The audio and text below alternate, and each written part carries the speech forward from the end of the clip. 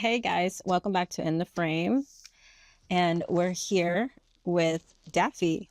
What's going on, everyone? Hello. Yeah. Thank you for having me here. Yeah, I hear you're a producer, actor, and innovator. You know, some say like a Swiss Army knife. You know, you just pull the out, knife and everything comes something out. Something else comes out. Disjoint. Just when you thought like, oh, there's like 23 skills. Oh, there's a toothpick in here.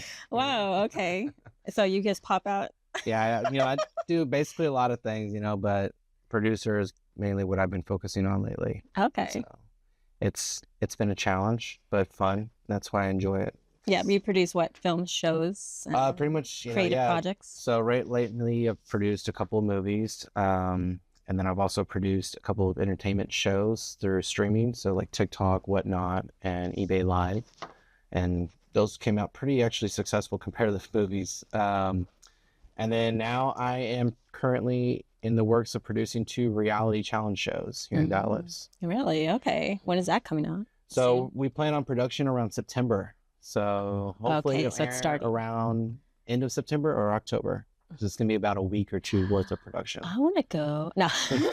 Can I be behind the scenes? If you're a filmmaker, you can totally audition, submit, and we just might choose. I just want to be behind the scenes. There you go. It's just like we might need a BTS record gal, something. just walking around, just hey, take a picture. I'm like the like just asking questions. It's like, hey guys, so what are y'all doing? Jeanette, we're filming. Oh yeah. Okay, I'll meet you outside. So, I mean, you worn many hats then in this field. Yes, I've been doing filming for about 10 to 12 years, all the way from PA to lighting, audio, set design, art director, production management, then now to producer. So. Wow. Okay. So what role feels like more natural to you? Honestly, I would have to say producer because, ironically, I work really well under pressure. So when the gun and clock's ticking, it's like that's when I get most creative and most problem solving. When I hear people have issues on set, it's like, oh, we can't figure this out. I love hearing that because it's like, oh, you're a problem solver. Let's figure this out. Yeah, I'm a very resourceful person. I'd be like, oh, let me get someone for you. Like.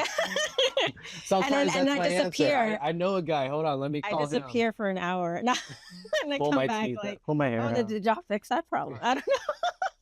Oh, I thought y'all figured that out already. Gotta get my email. My job is done.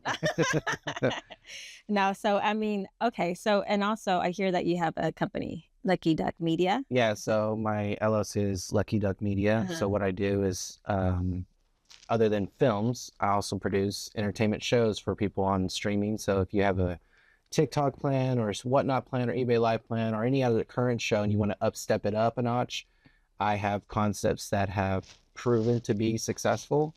So I go in, I build them the concept, I build them a set, and I build them out a whole script format and everything to lay out for the show, either through OBS or other softwares for streaming. And I just give it to them and say, here you go. Figure, yeah, and here's they the take ship, it, and they roll with it. See if you drive with it. Yeah. Okay, and you've seen a lot of that kind of come into production from. Yeah. So my first show I did with that was GSA, Gold Standard Auctions. They're the largest auction house in the country, and they came to me with a coin show, and they were like, "Well, we want to do a Westernish kind of guy, just talking about the coins and stuff." And I said, let's step it up a notch. Because everybody's in front of the camera just saying, hey, I got this. Here's my next one, next auction. So my sauce is let's step it up a bit. Let's add some entertainment. Let's add some flair to it. Let's add a set. And where my resourcefulness comes in is people go, whoa, whoa, whoa, whoa. Now you're making it sound like $80,000, $100,000 investment when I just want to invest $20,000. And it's like, well, I can build all that for 20 grand. I can give you a $1 million looking film set for $2 grand for a set build, if that. Wow. Okay. I need your services. I'm like, MacGruber. I'm like, I can build it with chicken wire and bubble gum kind of thing. Okay. Well, yeah, we'll talk about this, Daffy. Oh, yeah. Because I need, yes. Yeah, these. You want to descend from the ceiling? Yes. We can something cool, I mean, I have so many ideas. I mean, your imagination plus my ideas. Come on, we can create like some awesome You throw it idea. at me, I'll find an answer for it 100%. So you see your company expanding in the industry. I see a lot more clients coming in because I just flew back from LA producing a TikTok show for the largest Apple reseller on TikTok Live. And their client was very pleased with how the concept came out for the first airing of the show we did on July 4th. And so he's got other couple pocket companies that he wants to do shows with. So some of them are sportswear, and then the other one is a jewelry company, and then the other one is coins again. So okay, right up my alley there. I'm just gonna flip a coin. Yeah, definitely. Like who is it? Yeah, Two-Face. Two-Face. Yeah, just plugging the coin and.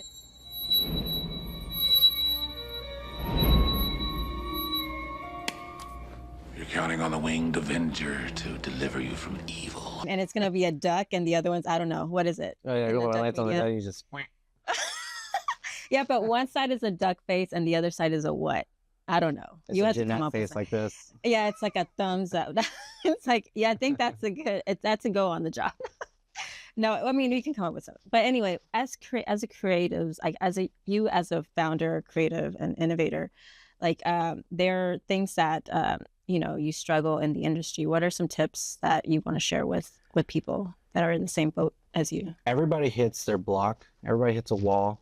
Everybody gets creative, block. It's like, I don't know what to do. Stress is insane. This project may be too big than I can handle. I don't know this stuff, or I don't know this software. At the end of the day, I always think about when I used to do electrical. I used to be an electrician, and I used to imagine that my 80-year-old boss, the owner of the company at the time, his name was Kenny, and all I could hear is his voice traumatically, like PTSD, because I'd be in a crawl space like this, and I get like this much room to move around, and I'm like, Kenny, I can't do it. The space is too tight. I don't know what to tell you. I don't know what to do, Kenny. And all you hear is his old head peek down into the basement, and you just hear, you gotta want it, boy. You gotta want it. And so I'm just like, a motivation. I guess I ain't getting out of here unless I do this. So I gotta want it. And so that's really stuck with me, because like as I get through life, it's like it doesn't happen unless you really want it. You're gonna face obstacles, you're gonna face challenges, and that's part of it. You want to be successful, you gotta face these obstacles you've never faced, and it comes down to the bar of, can you do it? Do you want to do it?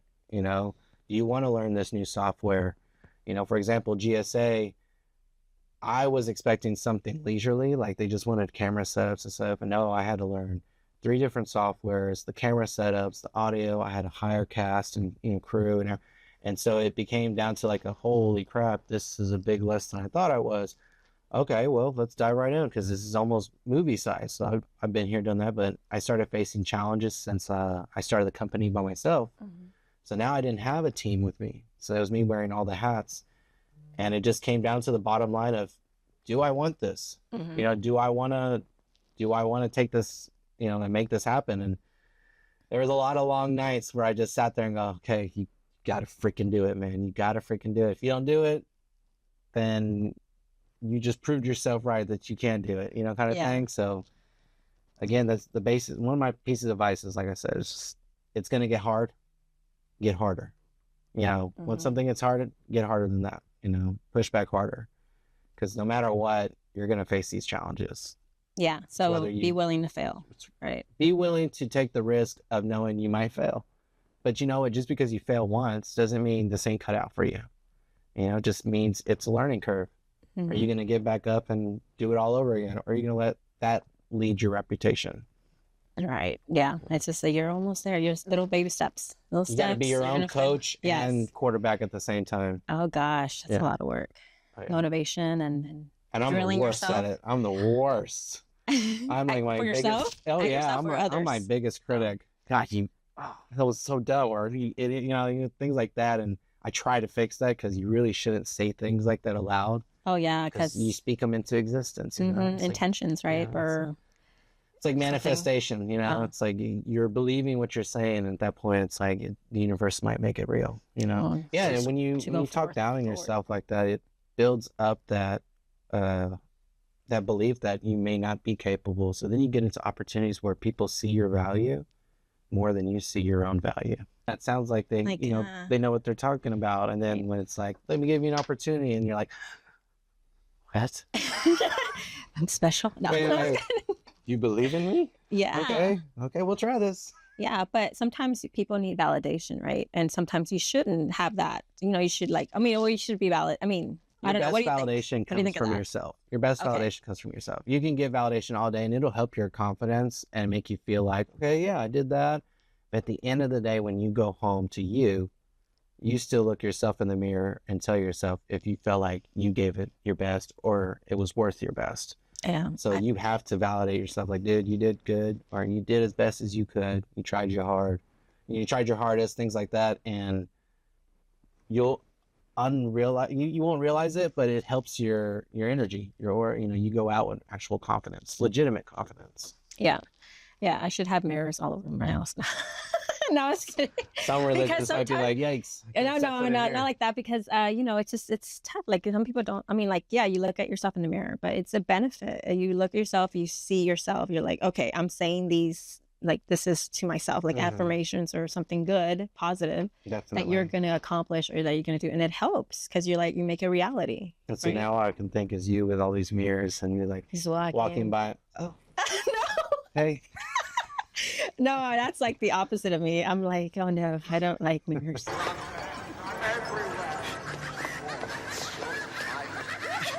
No, but okay, as someone with working on multiple brands and like ventures and things like that, how do you balance creativity and on the business side of entrepreneurship? That's a good one, because I am one of those disorganized brains. So I run on organized chaos. Okay. So I have a chaotic. So some people to me look at me and go, "Wow, you're super messy. Your office has like 2,700 sticky notes, some of which say the same thing on them." But you know what? If someone says, "Hey, I need a paperclip," I'm gonna say, "Go to my office, look underneath the desk by the right tire of my chair." Oh my God, you would know. Like, where every little detail is at? It's weird because like I'll come in, I'll know if my kids have touched something, and I'm just like, okay, my brain is telling me something I don't like, and I'll just know. But the best way I balance everything is I make lists. I make a bunch of lists, and then I tell myself what I'm capable of handling that day, whether it's creative or not. If it's business-wise, I usually put the business stuff ahead of the creative, because the business makes the deals, the creative proves the deals, and you need the deals before you can prove them. So, so what I do is I try to schedule it out, and it's hard because I end up scheduling it out to where, like I said before, I'm going to bed at 3 a.m., 3 o'clock in the morning. I get up at 7, 8, and I got to just stare at a screen or talk to people all day, get things rolling, recorded, and at the same time juggle emails with other projects, and then at the same time do my own creative stuff. And then make time for family and my pets. So you're able to balance everything, the creative side and I like to think I'm balancing it. Yeah. I mean, no one's complained, right? Not yet. Only personally, I mean, like I showed you earlier, I have this bracelet here, and I got it as an alarm clock because I'm a deep sleeper. My God, I can sleep through an earthquake and all that. A robber could come in and take everybody, and I'd just be like this. My equipment. No. Oh yeah, you're like dead asleep. It's like. And so I got this. Dreaming of ducks. And... Well, like quack quack, and they're just like yeah. All mallards. And then what this does is basically it's a shock alarm bracelet. And so I got it to wake me up because I'm a hard sleeper. I'm a completely different person in the morning.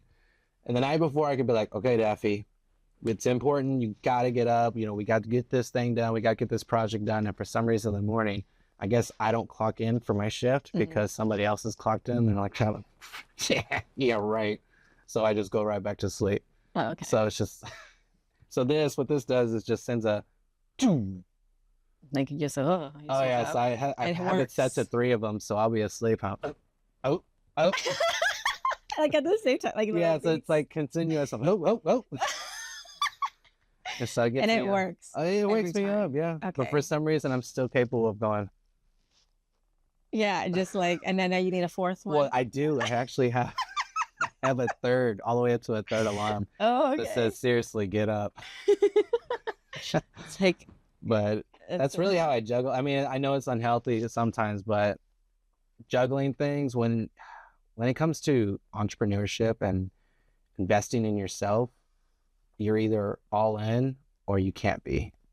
And it's like and if you feel like you can't be all in, but you got time to play games or be on chat or doom scroll, you have time to be all in. Yes. And in those moments, even if you feel like you're not doing anything, the best way I feel like accomplished, do at least 1% better than you did yesterday. Whether that's make one graphic or one lower third or one quick AI video, even if you don't get to post that day, and sometimes you get creative block and, oh man, I don't feel right about this video. And then you skip a day and you're like, oh, I'm messing up my algorithm. Try to at least do something 1% better so you don't feel like you're holding yourself back with your own. That's good. That's a good advice. Just level yourself up a bit. And, just build one drop at a time. Eventually you'll have a filled cup.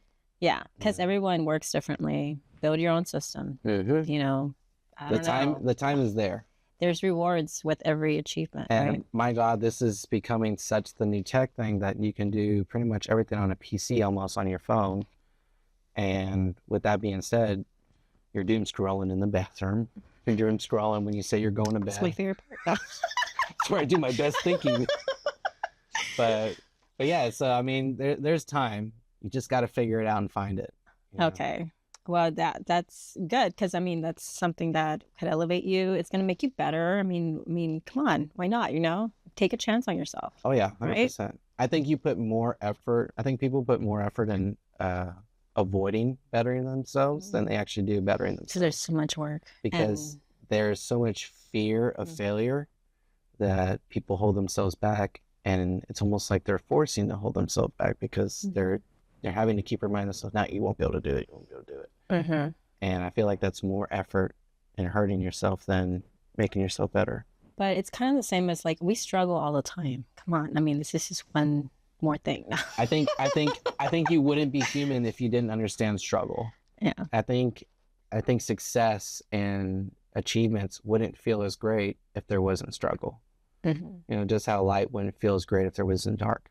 So it's just, I think there is a balance there has to be a balance between failure and success. You don't know success without failure. And as long as you can accept that I'm going to keep going, even if I fail once, then eventually, trust me. Yeah, and it's fun. I mean, okay, yes, it's a struggle, but it's also, you learn from yourself, you learn from others, you build yourself up, you meet new people, you get yourself out there, and you see how big the world is and how much you want to do things. You want to produce, you want to film, you want to do stage production. I mean, there's so many possibilities. I mean, the next step or the next project could be something like huge, something that you've always wanted to do. Like, why? And even if it's something you've never done and it's big opportunity, always seize it. Yeah. Because the human brain can work so well under pressure, surprisingly, that you can learn something completely new in a week if you really pushed yourself. At least to the point where you can get the gist of it to carry yourself over when you get that new job or whatever. Yeah. And you just kind of fake it till you make it kind of thing. But it's the capabilities there. Yeah. Okay, well, speaking of the struggle, what's the one project that you've worked on that taught you like a lesson of like, about failure and resilience? I think it had to be the auction show, not a movie, that I worked on. A lot of the films that I've worked on had a lot of stressful moments. And I think out of all that, the auction show for Whatnot had a lot of failures at it because it was a lot of trial and errors. I was learning a lot of new softwares, and I was by myself. And I had not one or two, I had 6 ownership level people breathing down my neck every day. Is it ready? Is it ready? God. Are you able to do this? Are you able to do this? So it was like to the point where I was questioning myself, and I really pushed. I was like, I kept telling myself, I cannot let these people think that I can't do this. Yeah, it's like, I'm right on top of that. And so I'm right on top of that, Rose. I love that movie. Me too. Yeah. This is so important. Whenever we're not alone or I'm on the phone and I ask you something, doesn't matter what it is, you always say, I'm right on top of that, Rose. But yeah, I think that one had a lot of trial and error learning curves. Oh, okay. So it just, working in the industry, in the entertainment industry, it's really hectic, right? and it's always constantly changing, right? So what are some new trends or innovations that excite you right now? I think I'm going to get a lot of hate for this one, but I honestly think, and I know it's a very conflicting subject, AI. Yeah. A lot of people aren't appreciative of it because artists get their jobs taken. A lot of creatives lose their positions or a lot of clients because of AI. However, I feel like the more you resist it, the less opportunity you're going to get. But the more you adapt to it, the more opportunity you get, because you can be a creative person, but at the same time, what's selling? What's making business in this world? What's moving fast? Businessmen, people in high execs, all that, they don't care about how well you or how long it took you to paint this painting. They just want to know, is the painting done and is it going to sell for $250,000? That's all they care about. They don't care about what brush strokes you did or how you did this. They just don't. It's just part of the business. But creatives, of course, they take pride in their work. And with AI, I feel like it's a cool trend to adapt to, because you can blend your own creative art and use AI to either manipulate it, alter it, or help it, or do things that blend well with it. And with that, I think it's just, for me, I like it because it's helping me expand my work a little bit better and faster, considering how much work I'm getting. So it's helping me do the turnaround pretty quickly. Yeah, it kind of sums up everything. It's like a little guide. Yeah, and it's not like I'm just making slop, because a lot of people are like, oh, it's AI slop. But it's not like I'm making AI slop, because I'll take actual footage. I'll record actual things on good cameras and lighting and lenses. I'll take the time to make the production side of it.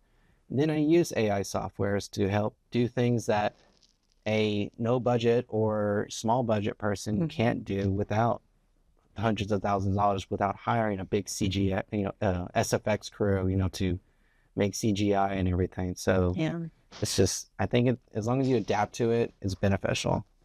Okay, well, yes, I agree. We should adapt to AI. It's already here and it's taking. I think of it like the internet. When the internet got here, it's here. Everyone was I don't run for your lives. You need to leave. Oh God. Okay. Yes. There's a lot of traumatizing effects there from AI. But yeah, I mean, come on, you gotta just be real. Hello. Like, it's gonna help you. It's not. Don't be against it. Like, it's be a part of us. Either you adapt to it, or you just become the people that hate on it in the background. I know. So. Gosh. But yeah. Anyway, so that's. I mean, I agree with you. AI is a helping hand. I mean, like I said, I was just in LA and I saw so many billboards and digital advertisements for their stuff out there. And because I use AI enough, I can see their format and its assets that they use constantly. And I can tell even Hollywood's using AI. They're using it for their schedule or their billboards or pictures and things like that. And you can tell by the fonts and assets on it. And I'm just like, well, we're all blending to it. It's here, like you said. Either we get with the program or, and wait it out. It either crashes and burns or it excels with us. Yeah. But either way, it's here. And so far, it's looking like it's here to stay, because there's so many, centers. People are sticking with it. It's just, yeah, I mean, I see the benefit of it and also the downside of it. And then it's like a term. I think 9 out of the 10 people, 9 out of 10 people I interviewed out there, their resumes, I could tell were AI generated. Oh my God. Jeez. Okay. And they're taking advantage of all that stuff. Well, how has being an actor influenced the way you produce and develop your stories?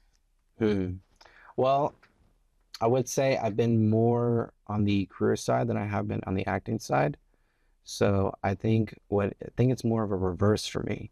So being on the crew actually helps me with acting, because I'm able to understand, because when actors get in front of cameras, psychologically something happens. Some people, they seize up or they feel relaxed off camera and they sound really good, but for some reason when that red light comes on, they aren't giving for some reason their performance that went from an A++ became a B- actor level, and it's just what happened. And I think a lot of it has to do with people feel silly. If I'm doing a certain scene where I'm crying and there's a bunch of crew members staring around at me, I'm like, and they're all just, Yeah, it's like you're working the scene, man. Just work it. It's like you have to like get it out of your head. So I guess working on crew, I understand that we're crew. We don't give a shit. Like in a sense of like only the director's focusing on your acting. We're focusing on our lighting. We're focusing on how it looks on you. Yeah. You know, we're not looking at you like, what an idiot, you know? Oh my God, you call that crying? Call that acting? No. My God. So, you know, I guess, you know, people feel silly. So I guess that's really helped me. So I've gotten that mindset where it's like I can get that switch going and not feel criticized subconsciously. Gosh, okay. Yeah, we need to talk about tips because I'm like, I get really like, is that a camera there? Like, I can't focus right now. Yeah, I get like, my face is like, I'm like shaking. I was smiling. Could you see I was smiling? Yeah, I'm smiling, guys. Like, oh, this is my face. No.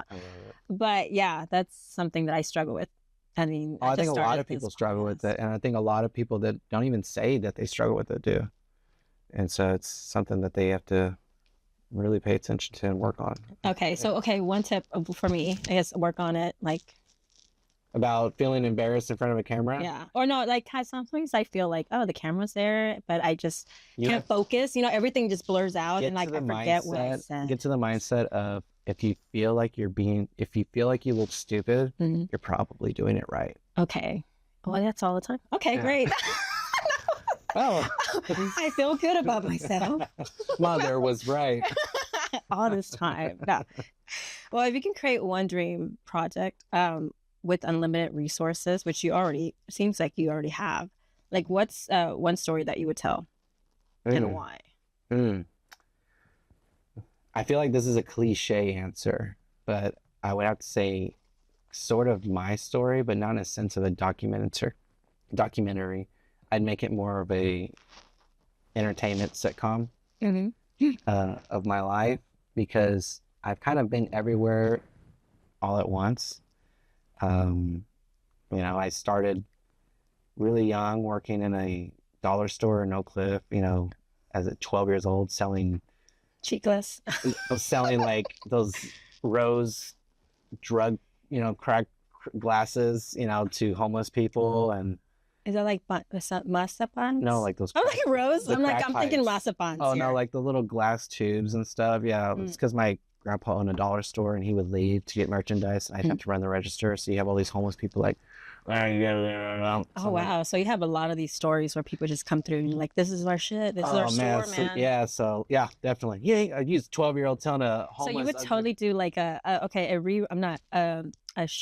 entertainment show, comedy based on your life. Yeah. So like I would have it talk about a lot of the sufferings I went through. Yeah. So like, it's going to get full disclosure here. So like, you know, hospitalizations, prison, homeless, you know. Yeah, it's a lot of conflict there. Oh yeah. So it could be, I mean, there's a story there's a lot of things that I've been through. You know, I've worked from all the way from working from the Dallas Zoo to working, like I said, building schools. And it's been a roller coaster, but I think it's a roller coaster that people can relate to and learn from. Well, I want to see that. We'll work together on that because I'm writing screenplays. You could play my cousin or something. Yeah, I'll be in there, but like, I don't know, but yeah, you'll have my script ready, right? So I'll just go. There you go. I'm not an actor, but I can probably act in this. Just be a natural. I'll have you in the background, just like you'll be like a drinking game for the show. So every time you see Jeanette, it's like, hey, yeah, you saw her. It's like her. Oh, take a shot. I know. So Daffy, like, okay, well, how can we reach you? Or if anyone wants to work with you with any of these creative projects that you have, how can they reach me? Yes, how can they reach you? So this is pretty cool. The commissioner of Texas, he puts on this signal on the top of a building. Oh, great. And it's a picture of a duck in the sky. Ooh. You shine that light, I come. And you just come out of nowhere? Yeah, out of the shadows.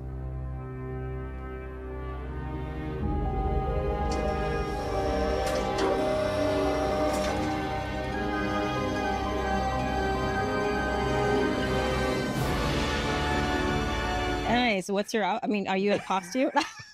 Are you in a duck costume? You get feathers and all. You ring.